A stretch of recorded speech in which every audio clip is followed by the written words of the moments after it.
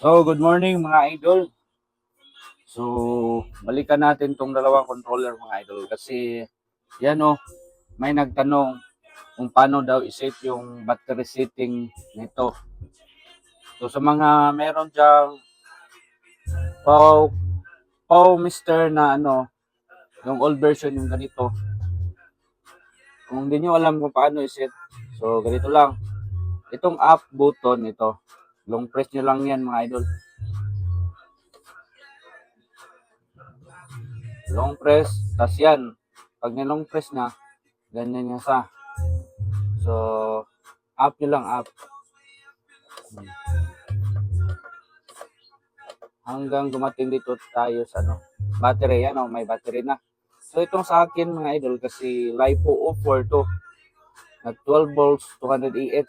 No? So, yung setting sa LiPo 04 na 12 volts is, lang, wala. Balik tayo. Long press ulit. So, ito yung settings sa battery ko mga idol kasi LiPo 04 12 volts. Tapos long press nyo lang yan mga idol. Yan. So, up. Yan. Lipat-lipat nyo lang yan. So, merong user yan mga idol. So, yung user is kayo yung mag-set sa mga mga idol sa parameters. So, di ba ganyan yung kanina? So, dito lang kayo sa baba. So, ito lalabas na yung ibang mga battery settings. Flooded. Ito yung cell, lead acid. Tapos, ito yung chill. Pag gusto nyo i-set, so, long press nyo lang yan. Hanggang mawala yung blink. Yan. So, okay na yan. Tingnan nyo dito, mawala yung live popper na icon. Ayan lang natin mga idol. Yan So, bali gel na yung settings yan. Pero live popper yung gamit ko, balik natin.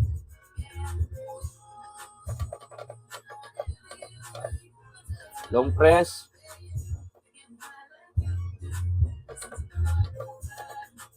Dito tayo ulit sa 4332. So, iset nyo kung ilang ES. Ito sa akin is 200 ES. So, yan. Long press ulit. Yan, okay na yan. So, ayan mga idol. Dito na naman tayo sa isa mga idol. Yung mas latest nito. Ito yung mas latest kaysa nito. So, sa pag-set nito is pupuntahan muna natin itong battery na yan. Ito yung sa battery mga idol. Long press lang natin daw ito mga idol base sa manual.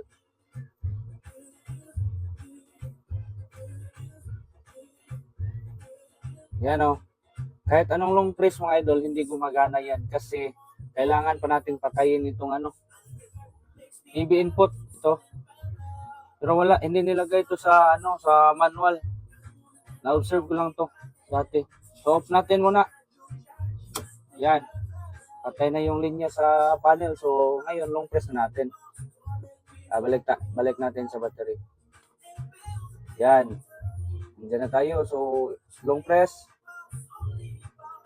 Tayo lang natin mag-blink. So ayan, nag-blink na. So dito na tayo. So ito yung dalawa yung pangpalit-palit ng settings. Yan flooded, gel, lead acid na sealed, user. So pwede din kayong gumamit ng user mga idol. Ito yung LiPo 4 na 7 series. 6 series ata yan. 3 series. 8 series. 7 series. So dito ako sa 4 series kasi 12 volts. So ayan, para ma-set yan mga idol, i-click lang natin itong set. Yan. Set na yan mga idol. So yun lang mga idol, maraming salamat. Sana nasagot ko yung tanong niyo mga idol. So thank you.